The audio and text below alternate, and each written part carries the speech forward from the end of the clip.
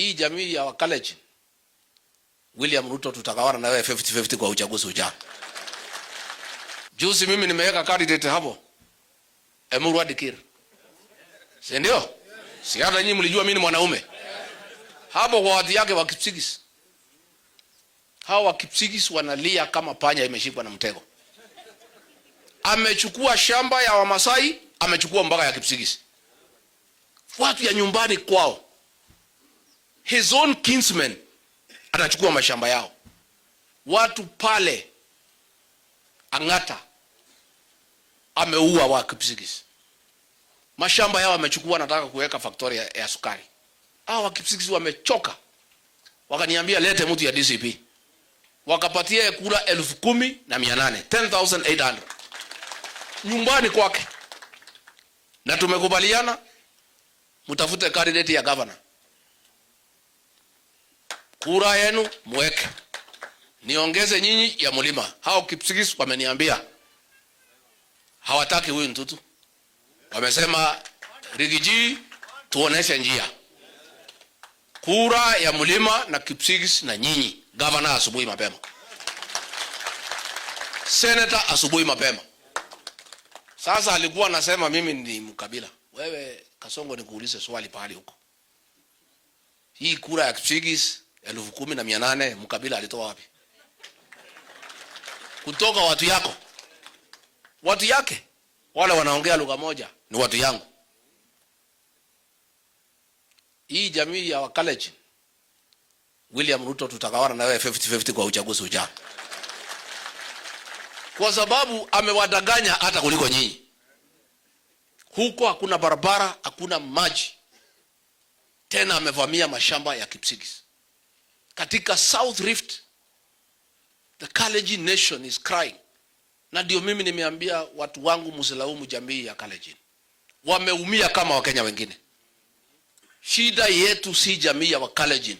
Ni mtu mmoja anaitwa William Kipchirchir Arap Ruto. That is our problem. Na mimi nataka kuambia watu ya Narok, muishi vizuri na jamii ya Kipsigis. Muishi vizuri na Wakikuyu. Muishi vizuri na kila jamii. Zote tumeumia kwa hii mtu mmoja. Kwa hivyo hatutaki mtu alaumu watu ya Kipsigis, watu ya Nandi, watu ya Tugen. All of them are crying. Wanataka niwafungulie hapa waanze kuja madelegation. Na nitawafungulia. Na tayari wazee wa Kikuyu wamekuwa hapa jana kiama. Na wameniambia wanataka kufungua mazungumzo na wazee ya Wakalenjin. Kwa sababu hizo jamii mbili hazina shida. Na hatutaki shida yetu na William Ruto iingizwe kwa jamii. Kwa hivyo Wakikuyu wamekuwa hapa, wazee wameniambia tunataka utupatie ruhusa tuanze kuketi na wazee ya jamii ya Wakalenjin. Na nimewapatia ruhusa. Na watakuja hapa, wanaitwa Talai Elders, watakuja hapa kuniona. Ndio wazee ya Wakalenjin, wazee wa Kikuyu waanze kuongea. Wazee wa Masai tuanze kuongea. Wazee wa Kisii tuanze kuongea. Hatutaki huyu Ruto akishindwa alete fujo na furugu katika Jamhuri ya Kenya. Na hawa Wakalenjin wameniambia akishindwa hata akiwaambia watoe fujo hawatakubali, kwa sababu hakuna kitu wamepata kwa serikali yake.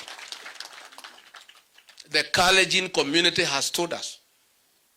Vile aliwaambia watoe fujo 2007, mwaka ujao akifukuzwa na Wakenya hawatakubali kutoa fujo, kwa sababu hata hawa wameumia zaidi kwa serikali yake, hakuna kitu wamepata. Kwa hivyo mimi nataka kuuliza Wakenya wote wakae kwa amani. Na hasa jamii ya Wakalenjin, I am very happy, nataka kusema asante. Ile ripoti mmentumania ya kwamba hamtakubali kupelekwa kwa vita, kwa sababu hata nyinyi hamjapata chochote kwa hili serikali. Nimeshukuru sana. Na nimeambia kiama waanze kuketi na wazee ya jamii wa Kalenjin waanze kuongea. Ndio tuweke Wakenya wote pamoja, na shida ya mtu mmoja isikuwe ni shida ya jamii.